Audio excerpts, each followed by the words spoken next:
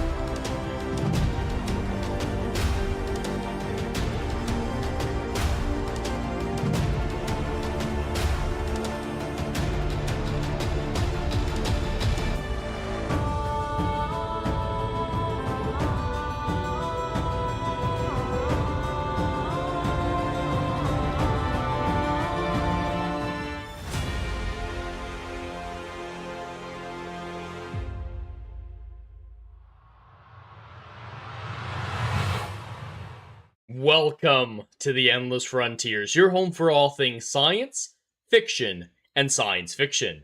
I'm your host, Jed Morgan, and welcome into another Write or Flight podcast. We're getting through these, and they're going so well. I've been looking forward to all week hanging out with all of you because I knew a little bit earlier than normal at least, what we were going to talk about today, and there are some interesting things. So it's great to have you all here, whether or not it's on the YouTube side or the Kick side. It's great to have you here. I see Dash drop by early saying, hail Dash, great to have you here. And Algrim the Strong said, highest heralding, Red Jed Redeemer.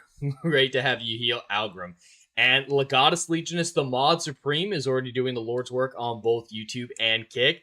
It's great to have you here as well. I hope you're all having a fine Monday evening. Is there anything that you guys have been doing? Any fun stories to talk about? I always like to hear what you guys are doing because you guys are spread out all around the continent. At least the ones here already. When Ginger Dorsman gets here, we're going to have some European people in here. I like hearing what the fun stuff going around the world is because nothing really fun happened here today. It wasn't a bad day or anything like that. It's just one of those days at work where you realize I'm not technically stealing company time, but I feel like I'm not being productive. I was still doing things, obviously. There were automated systems I had to monitor constantly and processes like that, but I didn't really do anything necessarily, so it felt like, I was way more productive in personal matters rather than work matters, so it's just one of those days. Dash, it was no 4th of July. It was no 4th of July today? Yeah, that's disappointing. After that high, I get it, man. After the high of the 4th, watching Independence Day, the movie, of course, because everyone has to do that. That or The Patriot. Those are your two choices. And the fireworks, you gotta be in a little bit of a lull afterwards. I get it, Dash. I did it. The post-4th depression. The post-4th depression. Is that gonna be a thing now? Like postpartum depression? We all got post-4th depression. I almost said dementia. Post-4th dementia. I think that might be a thing as well. A lot of people go too crazy with the fireworks and get hurt. What the hell? All right, we're back. Started out real early with the Spectrum shit. I've tried, chat. I promise. I've tried to figure out this with Spectrum, but they constantly tell me that I'm lucky and should be grateful for what I have currently. So Right now we're in a holding pattern. I do apologize for X Spectrum Patronum, as Dash always puts it. We're doing good now. It was just a momentary hiccup, so everything should be fine. Hopefully we didn't lose too many people during that brief hiccup. But today, like I said, we have some great topics to go over. Who knows what's going to happen in Chat Choose Your Own Adventure, of course. So I'm looking forward to this stream. I think it'll go well, as long as Spectrum keeps us going. Algrim, methinks Spectrum needs a visit from D4. They need a visit from a lot of people, from lawyers, from anarchists, from D4. They should have appointments up the wazoo with people enacting justice and revenge upon them. God, and I will have no sympathy for anything that happens because, damn, those people do not care about their customers. They have worse customer service than Nintendo.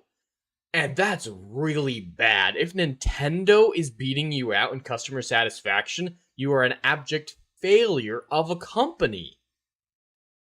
Like, the equivalent would be Nintendo saying, your Switch turns on? Be lucky that it does. That's the only thing we guarantee. We don't even guarantee that you can play your games day one. It just has to turn on. That's all we care about. That's the level that Spectrum is, but that's enough griping about Spectrum. On a different note, before we dive into the first topics of today, I did spend a little time over the last couple days making a video for the channel. I know it's been a couple weeks because I wasn't really thinking of anything good, and there is a scientific concept that no one knows about. Of course, people know about it, but it's a very uncommonly talked about scientific concept that is the literal backbone of the science in my book universe. So I decided to make a video on that concept and how it ties into my book universe, the way that I utilize it in what I feel is a very interesting and unique way. So that video is fully complete, is uploaded on YouTube, and will be coming out this Wednesday with the premiere at 12 p.m. Eastern, like all my other videos. So if you guys are interested in that, want to get a peek into what Endless Frontiers will actually look like, some of the context inside of the story, the content itself, definitely tune into that, because I put a lot of work into this one, more so than my average sci-fi issues video, and I think it turned out really well. I think you'll all be happy with it. Dash, Elon should buy Spectrum and let that sink in over there. There's a lot of companies that he should clean house with, pull an X on a lot of different ones. Legatus, science little talked about, aka common sense. That is probably more talked about than what I'm talking about, but yeah, common sense is so void these days. It's one of the most mislabeled things in the English language. Common sense. It ain't so common, so why is it called that? Yeah, it's severely mislabeled in my opinion.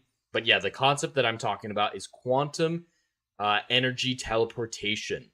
A lot of people don't talk about it. Of course, you have to get a little finicky with it to justify it in a sci-fi setting, and I do, but it's a great, great foundation that I don't see people talking about. I don't hear nerds going over it, and I definitely don't see other sci-fi creators utilizing it to their advantage. So I hope you all enjoyed that video when it does come out later on this week.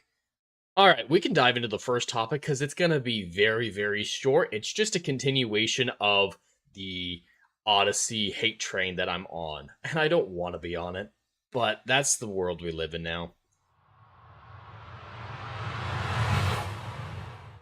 Day by day, I stray farther from my starting position with the Odyssey of loving that my favorite director was adapting my favorite book, defending all the early red flags, to now everything I see out of it makes me want to see it less, to the point where if I were not a YouTuber, I probably wouldn't see the Odyssey. I would be rejecting it to that degree. It's so painful to see a man like Christopher Nolan so abuse and misunderstand the subject matter that he's been so graciously gifted the opportunity to adapt. It is one of the greatest stories and longest lasting stories in human history, and it just hurts my soul to see it so debased by him. And one of the biggest red flags coming out of Nolan's Odyssey is the casting, from actresses like Zendaya portraying Athena. That is the worst casting in Hollywood history, in my opinion. The regal, intelligent, gravitas-inducing character is being played by a woman who has nothing. She is a blank board. She has no emotional range. I think she's a fine person. I really think her relationship with Tom Holland is authentic and genuine. I'm rather impressed by it, but I don't think she's a good actress. Then, of course, there's all the other issues with the casting. Some of the worst criticism this film has gotten is in response to the casting of this actress here as Helen of Troy. Of course, there's the race swap conversation, there's the beauty conversation. Helen of Troy is the face that launched 1,000 ships. She should arguably be incredibly beautiful, one of the most beautiful women in the world, for the story itself to just basically make sense. And of course, she'd never read the Odyssey before. She didn't even know who Homer was, according to some earlier reports. But now she's been asked by an interviewer, what's one thing you would say to Homer if you could meet him? So let's watch this clip here of what she had to say. I'd be like, so Homer, how do you feel about the screen time given to these women, considering how little you spend with them? This is clearly coming from someone who didn't read the book. Just like I said, she didn't know who Homer was, she'd never read the Odyssey, and it's so blatantly obvious here because she's making criticism that doesn't make sense. If she had, she'd know that this was bullshit. But she just assumed old book, probably sexist. That's the extent of her thought process here. Because if she'd read it, she'd know Athena is the driving point of the story. She propels it immensely. She's the person who's directly responsible for Odysseus making it home and able to defeat the suitors, which the film is making the central plot. The central antagonists are the suitors, not Poseidon, because we can't show any more gods besides Athena. So Athena, incredibly prominent in the book. If you're going for the Iliad, Aphrodite and Hera are around a lot. If we're sticking strictly to the Odyssey, Circe is in it a lot. Penelope is a strong and wise character who's able to withstand the suitor's abuse for years. Ton of screen time. Great character. There are plenty of female characters that are extraordinarily well written who get screen time in the book, get a central focus. But she assumed, hey, my character was barely in it, and I'm woman, so all women characters are probably like me. It's such a self-centered view. And the people in this room with her are vile as well with their reactions here. Oh, okay. And then do you lean forward and look at him like that? Yes, like, remember us? Remember us. They are doing their best to destroy this film. The marketing, the interviews have been abysmal. I cannot in good conscience say that I'm looking forward to this film anymore. I want to be. My soul craves to enjoy another Christopher Nolan film and enjoy a big budget adaptation of my favorite book. But when nonsense like this comes out of actors and actresses' mouths, when they clearly haven't read the source material, where every piece of marketing has the god-awful defy the gods tag on it, I know that it will be a disaster in quality. It might not be a disaster at the box office. Normies might like it. There's an argument to be made for that. But I do not think it will honor the works of Homer and be objectively good by any metric.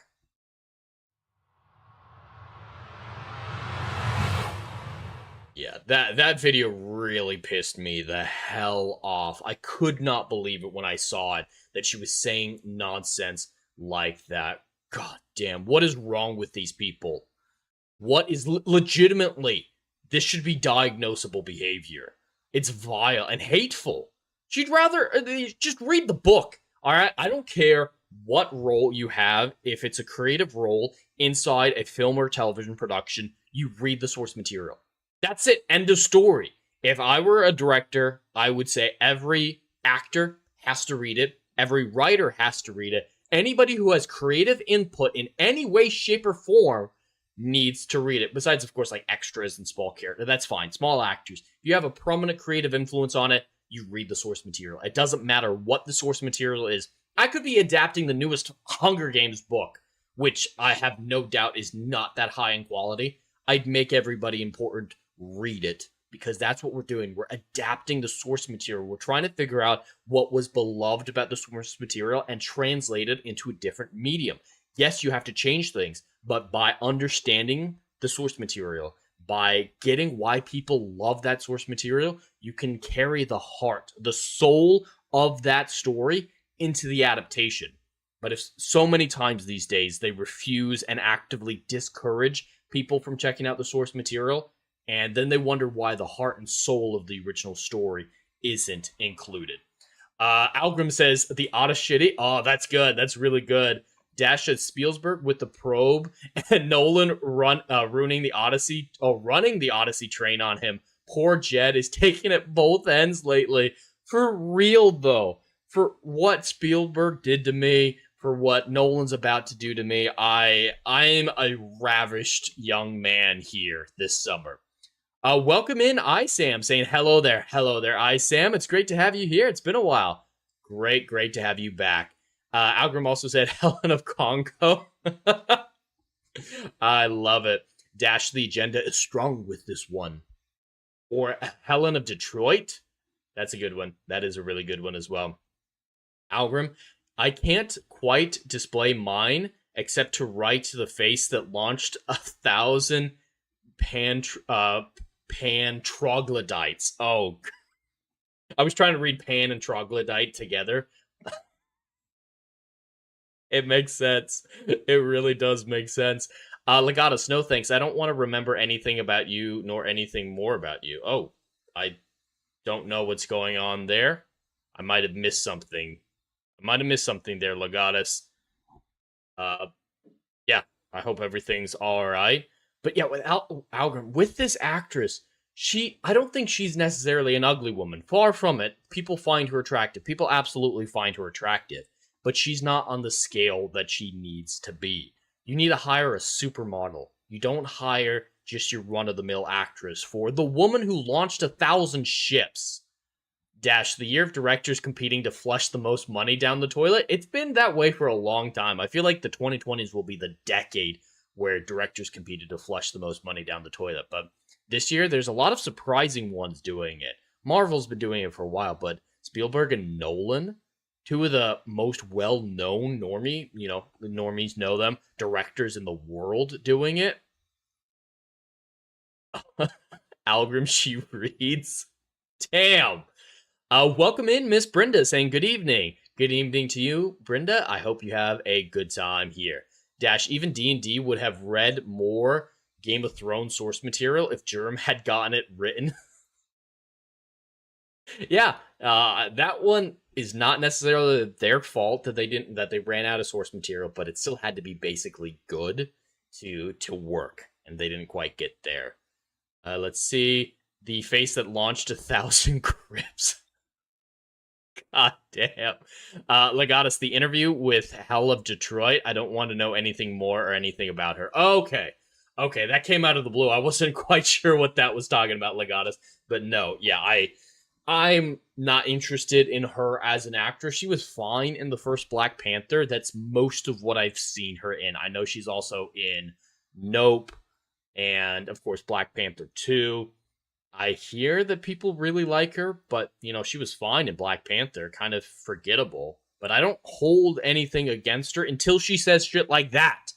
If she had just gone about the marketing saying, hey, I'm so happy to be part of this movie, working with Nolan has been phenomenal, I hope I did a good job, I did my best, and I hope the fans give me a chance. She'd done that, I would not have a problem with any of this, with her. I'd still have a problem with the movie and the script and Nolan, but her specifically, no issues with her.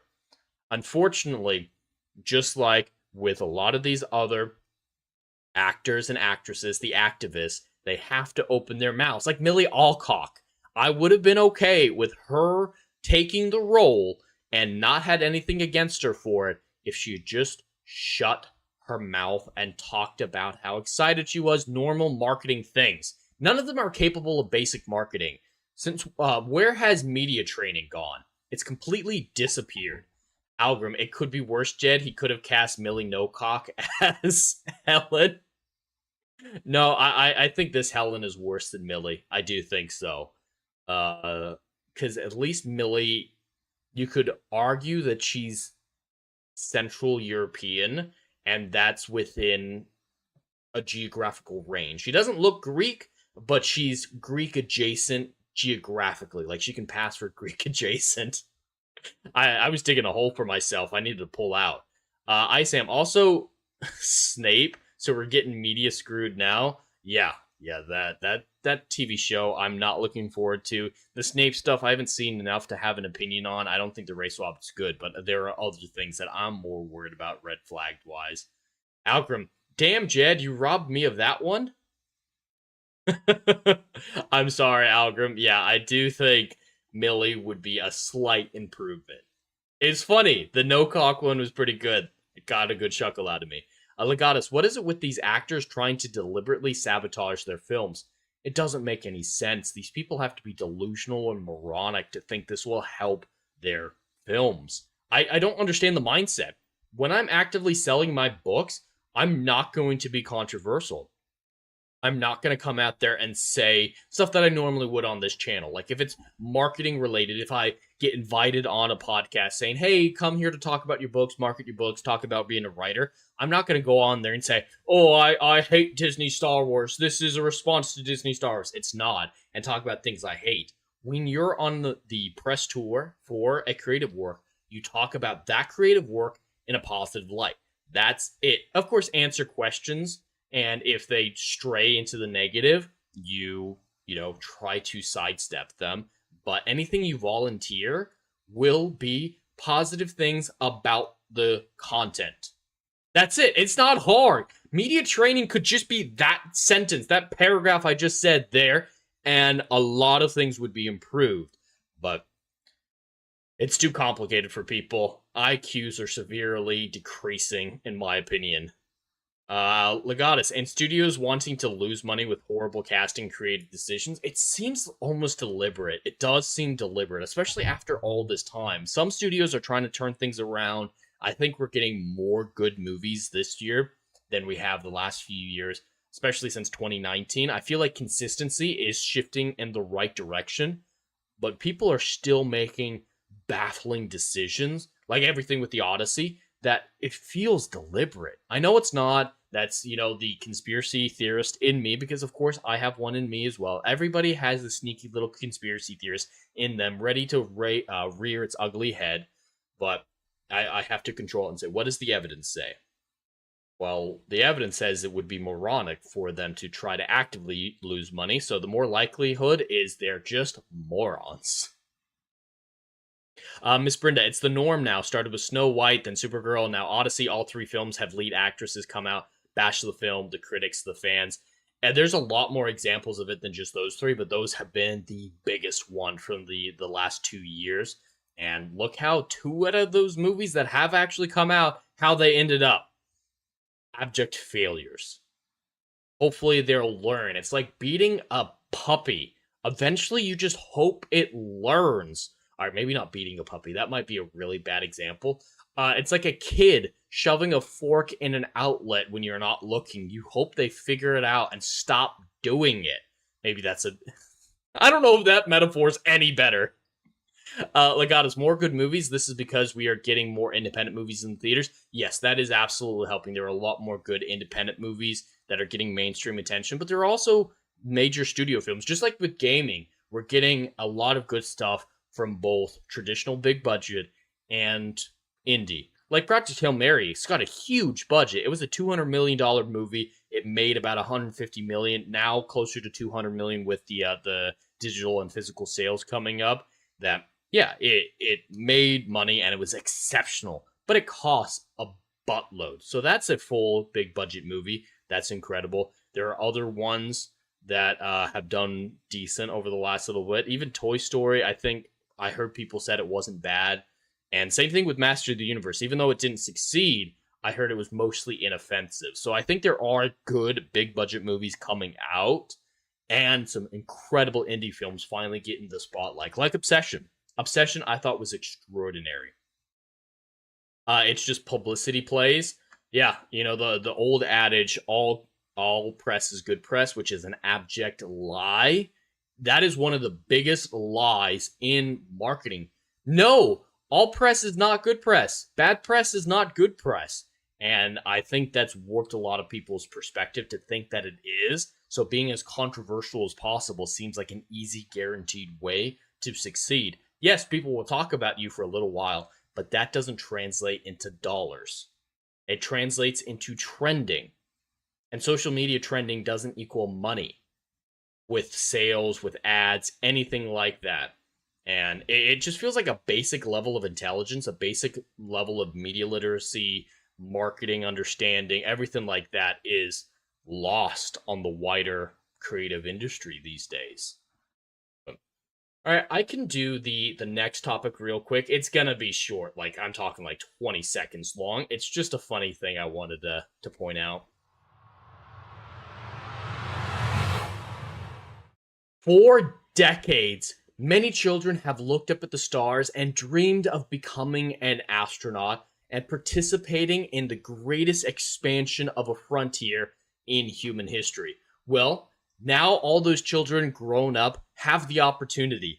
NASA is seeking volunteers for new year-long simulated moon and Mars missions. Here at this NASA website, you can click on a link and apply to be part of a year-long study where you'll be put in isolation and go through a bunch of tests for a year to see what life in isolation, some of the tests that are going to be run, some of the equipment that's going to be needed are conducted on you to make the journey, the transition to the moon, and after that, Mars easier. I think it's a really cool opportunity. If I were younger, didn't have as much going on, didn't have the incredible new job, this channel, I would legitimately consider this. So if anyone wants to get paid to LARP as an astronaut, the opportunity is there for everyone who would like to participate.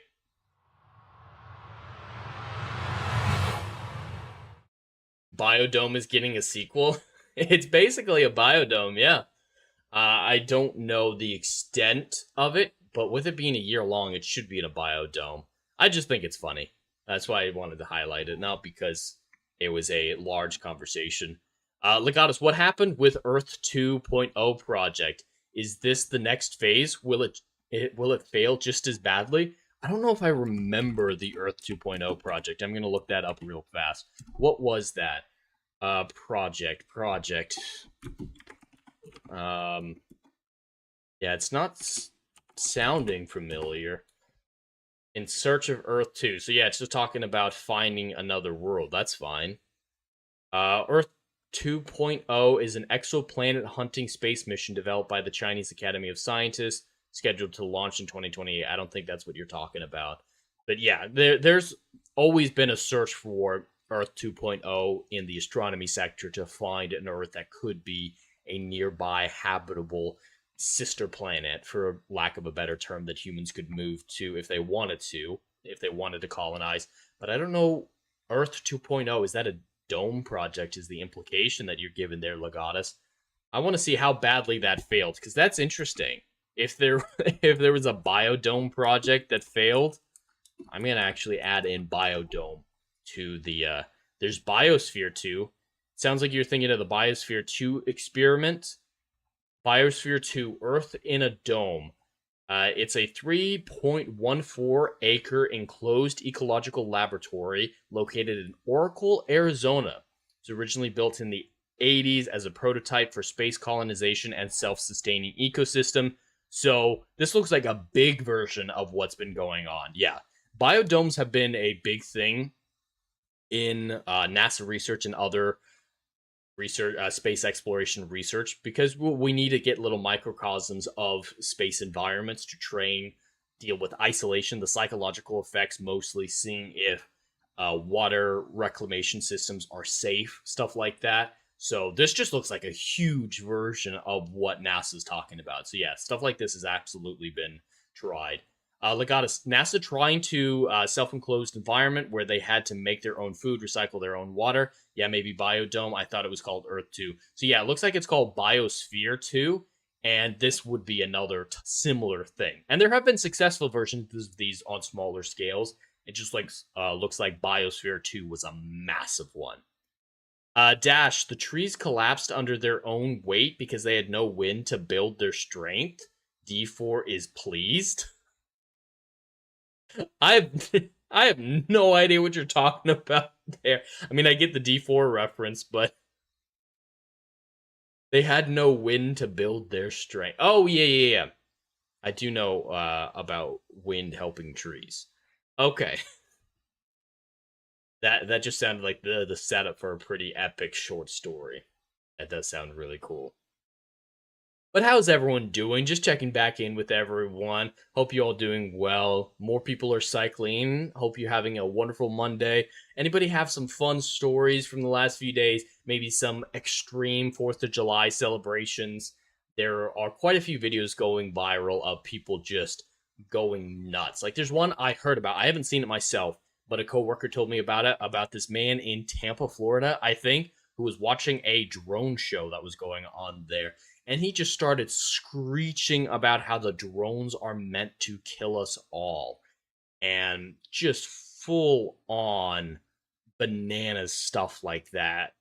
And yeah, that's gone viral. So anyone here had a rant in public like, that motherfucker ain't real? That was a long time ago. Dash, the IRL biodome trees all collapsed. Okay.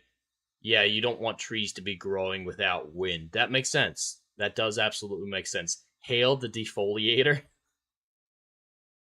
Hail the defoliator. Well, what are you guys thinking about Chat Choose Your Own Adventure today? Just want to put it out there again like I did last week. Are you guys feeling the creative juices flowing? Are there any ideas that you guys have in advance? You guys primed for chat participation? Not super chats, I'm not talking about that. Just want to put it out there so that you guys can think about it, and when we come time to making the decision of whether or not we'll have Chat Choose Your Own Adventure, you guys have already thought about it. Today, I'm good. I'm good to do it. I feel in the right headspace, at least enough to do it. So it's completely up to you guys this time. Legatus, Biosphere 2 experiment failed because of severe atmospheric, agricultural, and social breakdowns. Oh yeah, social breakdowns are some of the biggest things that they do this for, to study the social behavior and also the most vulnerable point of a biodome project. 8 people sealed themselves in the Arizona glass dome to prove humans could survive. Yeah, space travel is not going to be easy. Living on the moon, living on Mars is not going to be easy. It's going to take a huge strain on both our psychology and our physiology. It could get so extreme that returning to Earth might pose a problem, or we have to rush people back to Earth to combat some of the physiological changes. Then, of course, there's the extended periods of isolation in cramped quarters. It's going to be difficult. We need the best of the best, and even they are prone to medical emergencies, prone to mental breakdowns. It's never going to be easy. Space travel will never be easy, in my opinion. It shouldn't be done willy-nilly, but that doesn't mean we shouldn't do it. I do still think it is vital to the future of humanity that we become interplanetary and interstellar. We're a long way off from needing to do that, but that's how we become immortal. Elon puts it a very good way when he's talking about that as well, is the species has an expiration date as long as it's on one planet, because the planet itself has an expiration date. So yeah, this isn't any doomsday thing from me. I'm not saying that there's a doomsday coming that we got to do this for, but it's good for the human soul to explore, in my opinion, and it's the final frontier. It will never end, and it'll make us grow as a species, as a society. Biodome 3 can be 8 people in a glass starship. Wonka Vader now. Wonka Vader. Legatus, oxygen loss, food shortages, species imbalance, no wind, social strife, and NASA wants to try it again. Will the vetting be more strict? They never stopped, Legatus. There have been many biodome projects. It wasn't just Biosphere 2 is when they gave up. They're smaller projects. They're not for huge amounts of time. And this one isn't a full, completely sealed off environment. There will be NASA astronauts. There will be NASA employees. running tests, communicating. You're not going to be locked in a dome in this year-long one. But yeah, there's been biodome projects for decades. Since Biosphere 2, there's still been other ones. They just made them a lot smaller. So it's been tried and tried again and tried again, and a lot of great data has come out of it. But absolutely. The vetting, you can try to be as strict as you want about the vetting, but even the best minds are susceptible to the psychological strain of isolation and claustrophobia. Honestly, at a certain point, claustrophobia starts to set in. I would get claustrophobia in a setting like that and really have to fight it. Never going to be easy. And research like this is important to make it possible for us to understand the effects, to what to look out for, how to combat it, how to make it safe. That's a big thing. We want to make it as safe as possible. But I can dive into the next topic. Let's talk about some Robert Eggers. Some great werewolf news. Dash, they've done some with astronauts stuck in warehouse filled with Martian movie-type habitats too. Yep, that's one that they've definitely done. The biodome dome ones, like Biosphere 2, may not be super common, but stuff like that you're talking about, Dash, are fairly common, at least from a research perspective. There's probably at least always one of those going on somewhere in the world. I really think that, yeah. But yeah, let's talk about some good stuff. There is one film that I'm looking forward to this year above all others, and that is Robert Eggers' Werewolf. He is a talented director who prioritizes authenticity, creative and artistic visions, and interesting characters. I am absolutely stoked for this film. I cannot wait for December. And every piece of news, every interview, every trailer shot we're getting from this film is making me more and more excited. Among those was this interview quote from Robert Eggers himself, where he said, "I learned that basically because of protections for the wool trade in the 1300s, there was a big effort to get rid of all the wolves in England. It was pretty successful. So that's why the movie takes place around 1300. So Robert Eggers wants to make a werewolf film. He's like, you know what? I'm thinking an English medieval environment. That'd be a really cool werewolf setting. Now, when should I have it take place? Instead of picking a date at random, instead of just, generic medieval time and not thinking about it after that, and letting his own imagination of what costumes should look like, I'm looking at you, Christopher Nolan. He did the research. He made an authentic world, but by choosing the date, he looked to history. The fact that the wool trade was his motivation for when to set the film is fascinating, because as he pointed out there, wolves were practically exterminated from England in the 1300s. So what is the werewolf curse going to do in response to an event like that? Are they actually tied together, wolves? Will people think that the werewolf is a last bastion of the old wolves? There's some narrative meat to that idea, and it just brings a whole nother level of authenticity to the film that I respect and appreciate. He's probably my favorite active director now that Christopher Nolan has so thoroughly let me down. I am very much looking forward to everything he does and everything he has coming in the future. But going on, it says, and that's as late as it could be, because once there are no wolves in England, there was no more werewolf lore in England. And that's fascinating.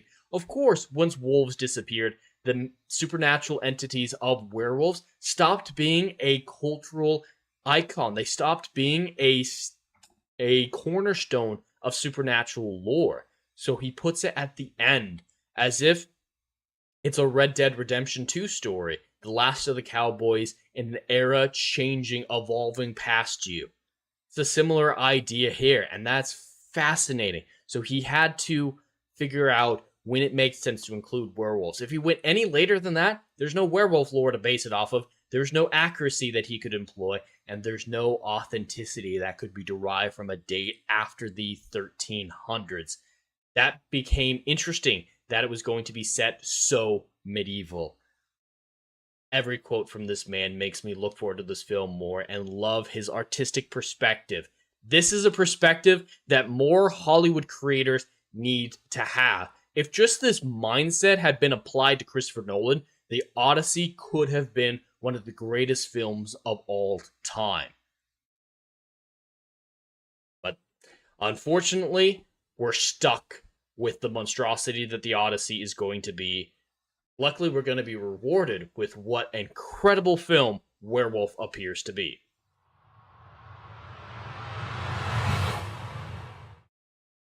Legatus, I guess those smaller dome projects just did not get the media attention. Oh, yeah. Dome projects like that, there were no big disasters. Biosphere 2 was clearly an early one in the process, so once anything becomes a norm, the media doesn't care about it. They absolutely don't care about it, so I think that's what this is a byproduct of the media getting bored by a repetitious thing. Eggers better not put Jed in the doghouse. He can't take any more portrayals. I can't. I really can't take any more portrayals from directors this year. If he fucking makes a terrible film, if Werewolf is terrible, I will fully blackpill on modern Hollywood. I'm going to be happy with my television, my video games, my books, but modern Hollywood might get the black pill from me if I get a third betrayal in 1 year. Because I do respect even Steven Spielberg. I don't think he's been good in 20 years, but I do respect especially what he did prior to the turn of the millennia. But the Nolan one hurts. The Nolan one hurts in my soul. Because I still do think his films are some of my favorite. Prestige, I think, is an excellent film. Inception, I could watch over and over again. You kind of have to understand it, and I love that aspect of it. Of course, Interstellar and the Dark Knight trilogy are phenomenal. I don't really care about Dunkirk and Oppenheimer. Tenet I find fascinating, not necessarily good, but and of Memento is really fascinating. I've only seen it once, but I haven't seen his first film. I think it's called Insomnia. I haven't seen that one. But yeah, this is not a direction I want him to be going in. He should do his own original sci-fi thrillers. That's his style. That's what he's good at. Directors need to set aside their ego, James Gunn, and realize what their strengths are and stick to their strengths. It's okay to have a strength. Like with me as a writer, I'm never going to write romance. I'm never going to write a rom-com. I'm never going to write a comedy, period. That's just not a style that I'm comfortable with, that I have experience in, that my skill set could benefit. Apparently that's such a crazy thing, is directors and writers in Hollywood like, I can't do anything and everything? Then maybe you don't think I'm that good after all. No, you're great at what you're great at. It's okay to not be great at everything. Legatus, a screenwriter, director researching to make their movie as accurate, realistic to the story/film. What a novel concept. Why can't more do that? Exactly. It's not a hard formula. A lot of old directors and writers had cracked it, but it's knowledge that's been lost to time. Dash, but James Gunn's strength is ego. What is he without ego? Really? What is he without ego? That's just going to get me worked up. So I have one more topic for the day, and with it, oh, that was probably a loud piece of thunder you guys might have heard. It is storming hard here. I think that might be partially why the internet blipped out. We lost power twice today, so that is something to be worried about. My power might go out. So that might be a reason to maybe hold off on Chat Choose Your Own Adventure. But I have one more topic. It's going to be a longer one, so let's dive into it and have some fun with the Replicators.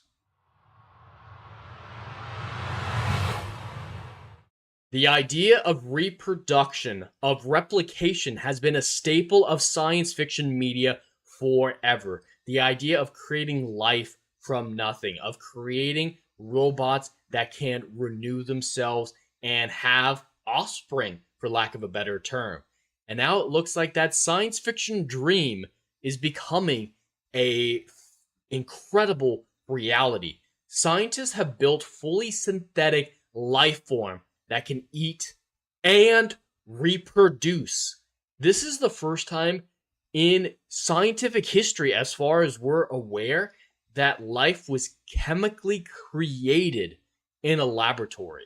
We have the ability now to create life. Simple life, yes, but is it legitimately life from nothing, from non-organic material. We're hoping we're really starting we're hoping we're really starting the true age of bioeconomy, enabling technology that will let people engineer biology. There's, of course, the classic sci-fi concerns of technology like this being abused. This could absolutely go wrong, and there is the concern. That's why replicators in Stargate are villains, why so many things like this are villainous entities in science fiction. But just like with all science, there is the ability to have it used well for the benefit of mankind or poorly to its detriment. So I will withhold judgment until we see how it's being applied. Right now, it's a fascinating piece of technology with so much potential. Let's dive into some more of the details. The team from the University of Minnesota says their SpudCell, that's what they're calling it, is the first synthetic cell with a complete cell cycle and can grow, replicate its genome, divide, and undergo selection and competition across multiple generations. That's life. That's mitosis. That's figuring out what the best traits are. So that's even natural selection. They've been artificially able to recreate life at the most basic level, meaning the chemical accident that was life emerging on this planet is replicatable. If these things can be advanced, if these things can be made in more depth, because the molecules in this one are like 100 molecules versus the many thousands in a real genome, in a non-artificial genome.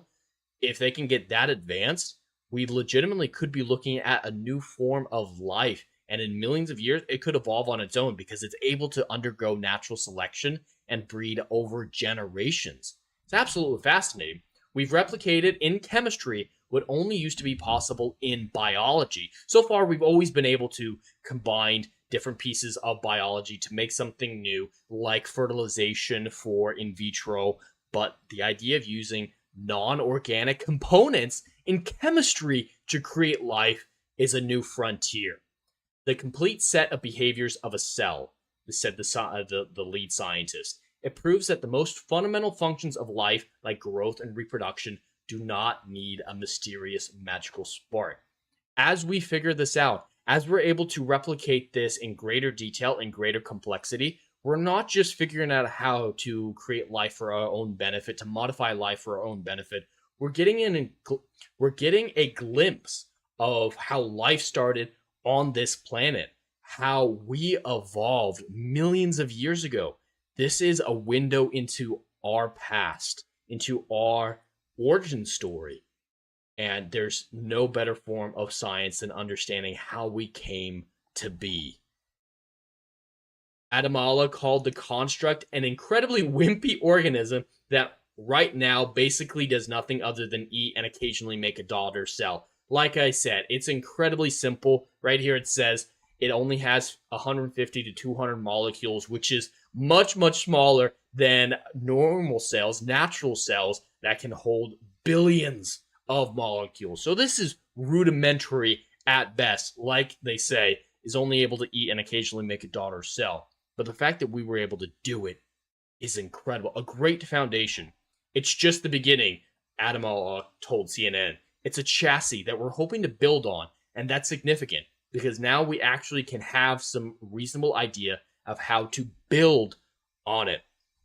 I definitely recommend people read into this more because this is one of the most exciting projects in science that I've heard about in a long time. The repercussions of this are endless and just understanding where we came from. But once we can create life, we can artificially create anything and lead to the evolution of anything. But of course, as I mentioned earlier, there's always the negative. There's always the fear of something growing out of control. Like Replicators in Stargate SG-1, which I find to be some of the best villains in that franchise. The idea of something, in that case mechanical, able to reproduce endlessly with no other goal than its own reproduction, spreading out across all life, destroying anything in its path, is a terrifying one, and it's one that's not altogether foreign to legitimate discussions of science. If you've never heard of something called a von Neumann probe, it's this idea that an advanced species, whether or not it be human or alien, could develop self-replicating probes that are able to find the basic materia of its creation and reproduce a version of itself, replicate a version of itself to explore the galaxy. So an advanced species creates one von Neumann probe, sends it out into the galaxy. That probe is able to go to a nearby moon, a nearby planet, find the resources necessary, 3D print essentially a duplicate, and keep going. This would happen over and over and over again. This is already a fascinating idea of a self-replicating probe system. According to modern researchers, we are almost there as a species, almost capable of a von Neumann probe ourselves. Apparently, the official estimate is about 70% of the way there. We're almost on the precipice of making a von Neumann probe. The scary thing about it, though, are the calculations about how fast these things can spread. There were some really weird statistics, very weird calculations that came out of the von Neumann probe. As in, all right, if a species was able to develop a von Neumann probe in a galaxy, how long would it take to overwhelm that entire galaxy? And it's only a few 100,000 years to a couple million. That is nothing but a blink of an eye in the age of our galaxy. So some people legitimately use the absence of von Neumann probes' existence that we're aware of out in the cosmos as evidence that there is no alien life. It's a non-zero chance that any life out there in the universe creates these von Neumann probes and that they grow exponentially out of control, consuming too much of the galaxy for life to be possible. Too much of even the universe. I find a lot of this a little far-fetched. It's a great, interesting thought device. It's a great, interesting scenario. And it's technology that I don't think we should abandon in any way, shape, or form. But if you guys want more information about von Neumann probes and those calculations that I was talking about, how few of these von Neumann probes would have to be created in so short of a span of time to literally conquer the observable universe, check out the Cool Worlds YouTube channel. He's actually one of my favorite YouTube channels. Dr. David Kipping from Columbia University is the owner of this YouTube channel, and he's an astronomer with a focus on exomoons. He has an incredible channel, and this video here, he goes into depth about why the lack of von Neumann probes at least suggests that technological civilizations are extraordinarily rare. So I made the connection between von Neumann probes and the SpudCell because what happens when we create something that can grow exponentially outside of our control? There should always be safeguards in all science. I don't think that we should stop doing the SpudCell. I don't think these researchers should stop because of the potential gains, the potential benefits of knowledge, technology, biology. Who knows? Maybe these could be created to be cancer-killing cells. That's a completely far-fetched at this moment, but this is a great foundation where anything like even that could be possible. So always be careful, but always explore. Always ask questions. The two must go hand in hand for the future of our species to be set.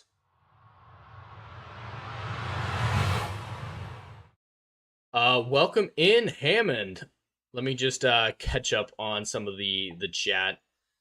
Legata, Spock tells Kirk that commanding a starship is his first best destiny. He says that any desk job or promotion away from the captain's chair is a waste of material. Stay where what you are best at. Yeah, with the director stuff, it's okay to be an expert at something. It's okay to be great at one thing and virtually nothing else.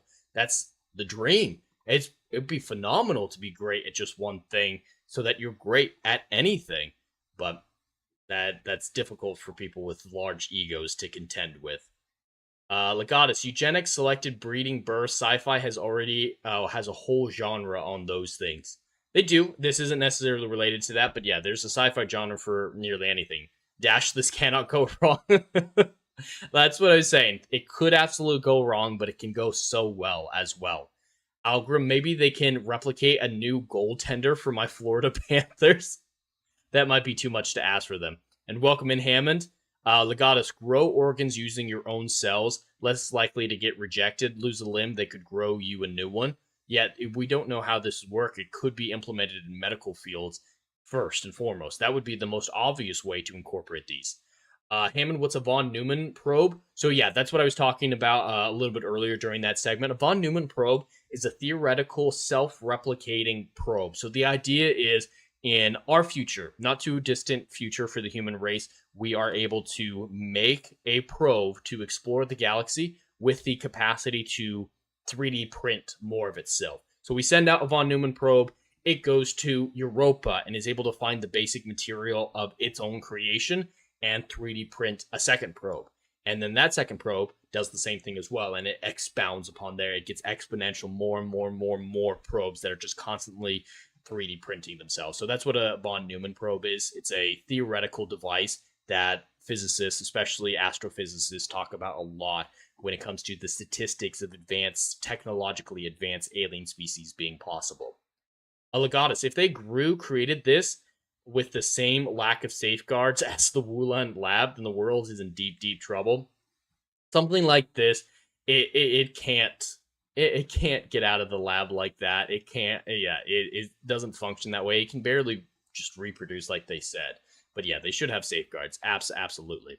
I just looked it up. Self-replicating ship. Yep.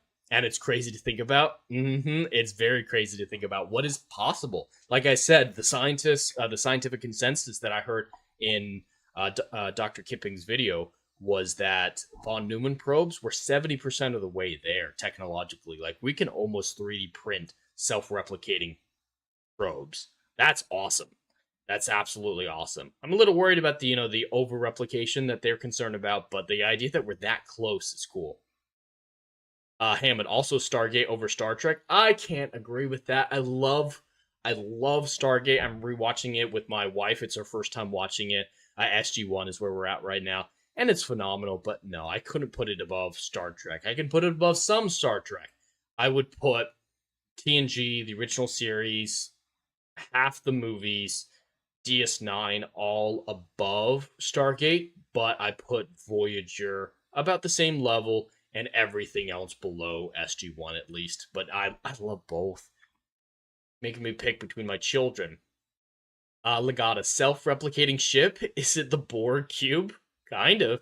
I was more thinking of a Voyager from the motion picture. Kind of reminded me of that a little bit of, a probe sent out that lost its purpose and just started destroying. That's what it reminded me of Star Trek-wise. Hammond, maybe they can replicate some skill in me to be able to finish the Doom Eternal DLC? Yeah, who knows what they'll be able to do with these cells. I think they should pursue them. It's fascinating, but have some safeguards. We all know from science fiction what happens when there's something that grows out of control. Legatus, von Neumann probe sounds like a germ parasite spread across while there is raw materials to consume. It's essentially a galactic parasite, or a galactic infection, a virus. Dash, the last 30% is always the hardest. That's true. Absolutely true. So it's not like 30 years away. We're probably looking at a few hundred years away for that last 30%, but technological growth is expounding on each other. I don't know if you guys are familiar with the concept called the 5,000-year leap. It's a fascinating one to me. The idea is that from 1900 to 2000, we advance technologically the same amount on equivalent of 5,000 years of previous development. Because for over 1,000 years, the wheel was the best thing that had ever been invented. And now, every few years, there's a technological revolution. So technology does stack, advancement stack, knowledge grows together. The von Spielsberg probe is the bad one. Legatus Voyager did not self-replicate. I know it didn't self-replicate. It was just the mindset of the von Neumann probes of just going out and destroying everything in their path is what reminded me of Voyager. I know Voyager didn't self-replicate, But yeah, that was just the connection. I didn't mention it in the segment because it wasn't a legitimate connection. That's just where my brain went with it. Algrim, forgot the von Neumann probe and more directly, forget the von Neumann probe and move directly towards Nomad from Star Trek TOS. I am Nomad. I am perfect. That was a great episode as well. Legatus, I thought the gray alien probe is the worst. That one is the worst, but this one's pretty bad too. Alright? There could be more than one bad thing out there. Alright, but yeah, that brings us to the end of the segments that I had planned. How are you guys feeling about a chat choose your own adventure, or is there another topic that we think we should dive into? Seen a fair amount of chat activity, so I'm totally fine to do chat choose your own adventure. If you guys aren't feeling it, we'll save it. I'm going to have chat choose your own adventure be a voluntary thing, just depending on how everyone's feeling. Dash, the gray alien probe gives you superpowers. Gives you trauma. If that's a power, most millennials are superheroes then. I don't know why I chose millennials. Such a dick sometimes. Alright. Just waiting to see if anything comes in. Legatus, now that we are talking about probes and the right section of the stream... No. That was not meant to be a transition. Alright? I was not priming the audience with the word probe for chat choose your own adventure. That is not what I was trying to do. There's no suggestion of making probing stories. That's not what I was trying to do. Don't come up with that. I didn't do it. Alright? I'm not to blame. Dash, the probe powers were disclosed on the day. I don't think they were disclosed. Consent was not given. Algrim, need a great probe story about Legatus? Oh.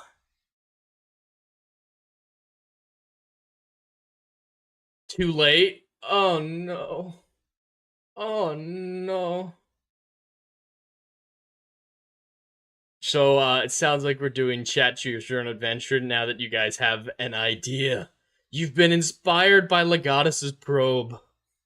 Because I'm not taking credit for it. It's not my probe. It's Legatus. He brought it up. It's Legatus's probe.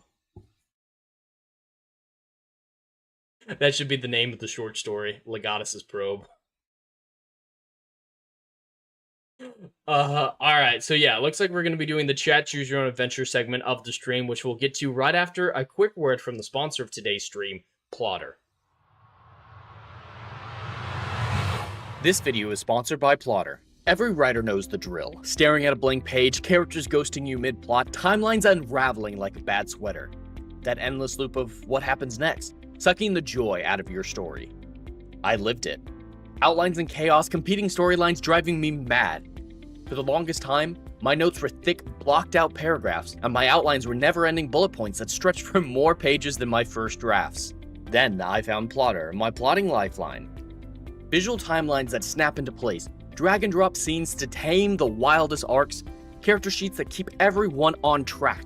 It turned my latest novel, a 200,000-word juggernaut, with multiple character perspectives and solar systems worth of lore, into an easy-to-understand, trackable project, complete with the series Bible, multi-track storylines, and lore documents that make world-building a breeze. And check out their latest feature, a seamless note-taking system for all those story and character ideas that don't have a home yet. Available for free to all users of the Plotter app. For pro users, your notes and files will automatically sync across devices with cloud storage. If you're tired of the plot purgatory, use my link or scan the QR code to get Plotter for life with a single payment of $150. Your epic won't write itself, but with Plotter it'll flow like never before. Link in the description. Let Plotter help you conquer your stories.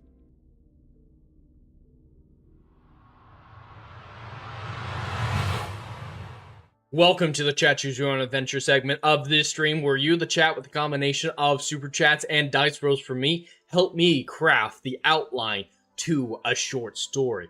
If the super chat goals get over $100, I will schedule a second stream called Storyforge, where I will write out whatever monstrosity we create together as an actual short story and make it available to all members of the YouTube side of the membership tier. But as always, during the dice rolling section, high super chat starting at $1 can override any dice roll, becoming anything you want it to be. It is not restricted to what I have here. During the outlining portion, high super chat starting at $5 can introduce a twist at any time. This twist could be, I'm nearly done with the story, ready to put the last period in when you just say, add in a dog girl. And I gotta figure out a way to make it work. I gotta figure out a way to make it work. That has actually happened before, by the way. But we'll be diving into it. Hail the Impregnator over on Kick saying, damn bro, your beard is magnificent. I appreciate it. I've been growing it for years, since my military days. So I appreciate it.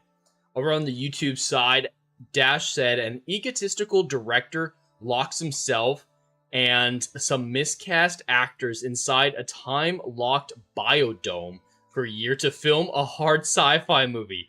The technical advisor is the disgraced scientist who uses the opportunity to conduct unethical probing.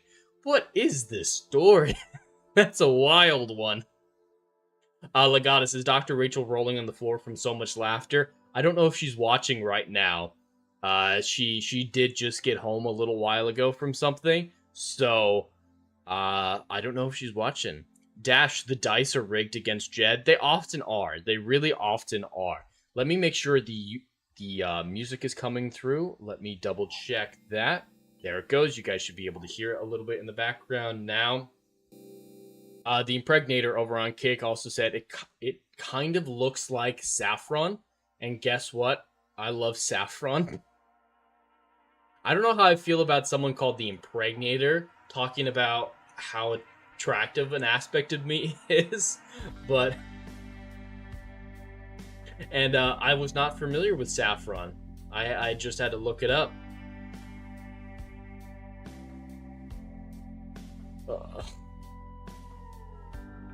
Alright, so let's dive into the dice rolling segment of this stream. Hammond says, can someone tell me to put this ice cream away?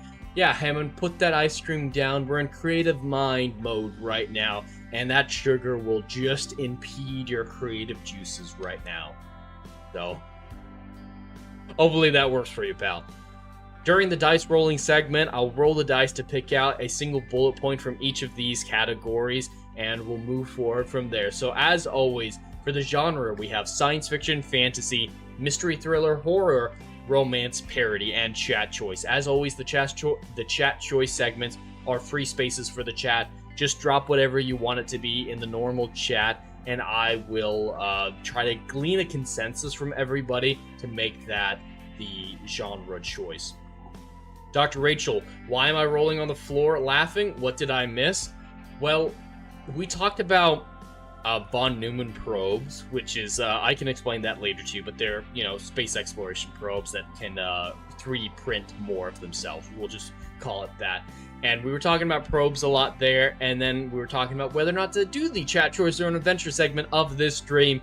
And Legatus went, hey, did you try to prime us with probe talk right before Chat Choose Your Own Adventure as a way to get the chat to write probe stories for me? So that's what they thought you might be laughing about. Dash, the Impregnator sounds like a cannibal wanting to use Jed's locks as an ingredient. It does kind of feel that way. The Impregnator said, I'm liking the vibes in here. Well, I'm glad you are. I hope you enjoy it. I hope you subscribe or follow over on Kick. I'm also live on YouTube right now. That's where a lot of my content is. I still live stream everything to Kick, but all the videos that I make and everything like that are over on the YouTube side. So I hope you enjoy, and let's start with the other sections real quick.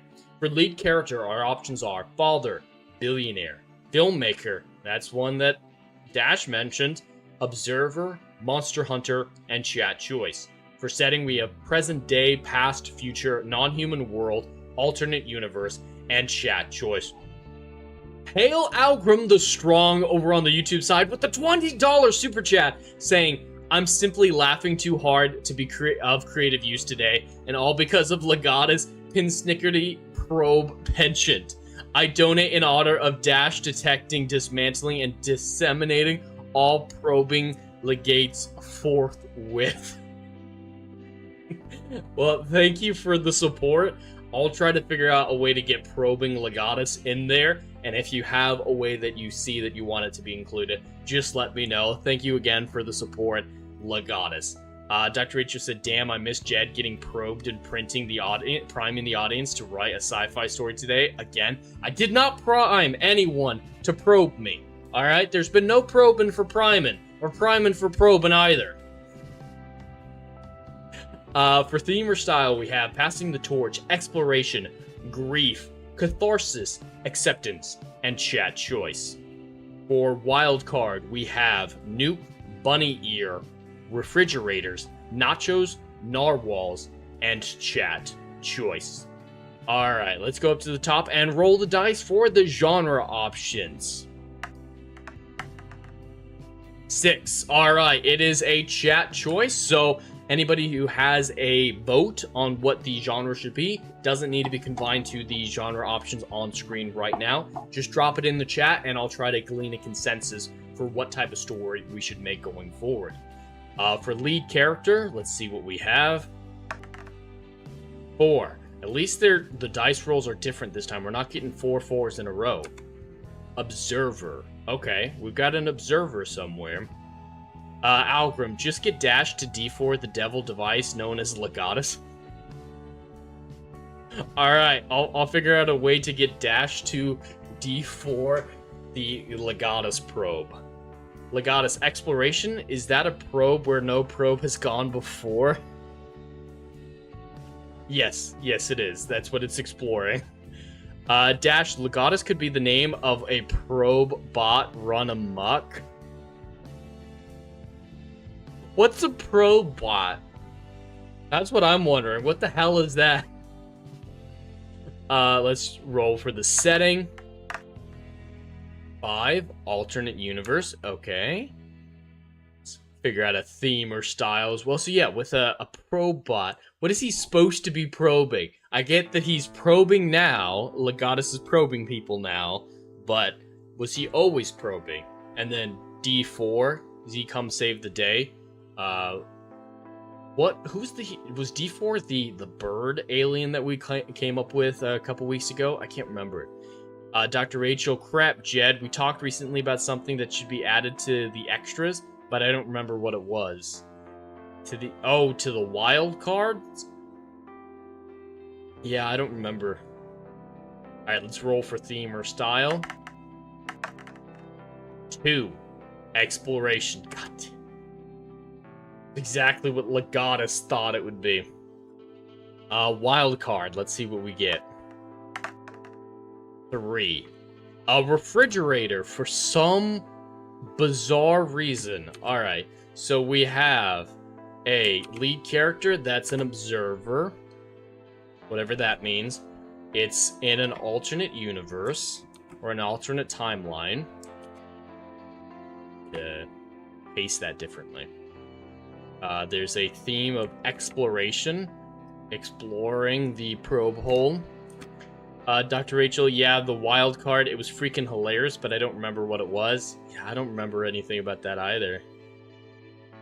Alright, and fridge. It should be all of them. So, yep, if anybody has a vote for the genre, just drop it in chat, and I'll figure out where it makes the most sense to slot in.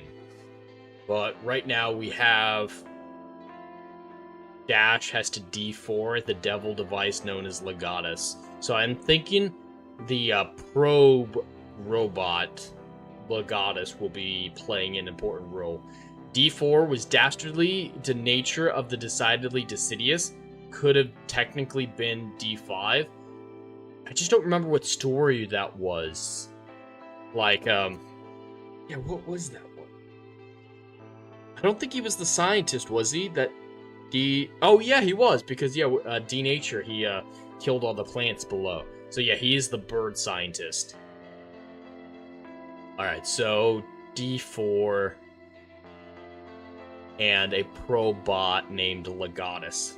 So this sounds like sci-fi, but it doesn't necessarily need to be. Just because it has technological elements doesn't mean that it's sci-fi. Algrim, something about trees being alive? It was the Avian World story. Okay, it was. Alright.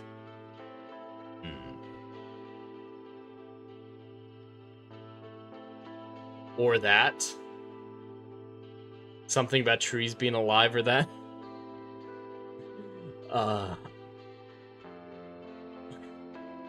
You got the name right, Algrim. That was absolutely the name, the dastardly denature of the decidedly deciduous. But it was, we applied that to the bird scientist for killing all the trees. Oh, yeah, the trees being alive. That was an aspect of it. I don't remember. It was after the story. Alright, I think we're coming back. Yep. You didn't freeze me, Algrim. Spectrum had a hiccup because of the storm, I'm thinking. Hope everyone is able to hear me now. Everyone able to see me again. But yeah, we gotta figure out the genre. And then an observer. Maybe it's a scientist observing his experiment, which is kick for boot.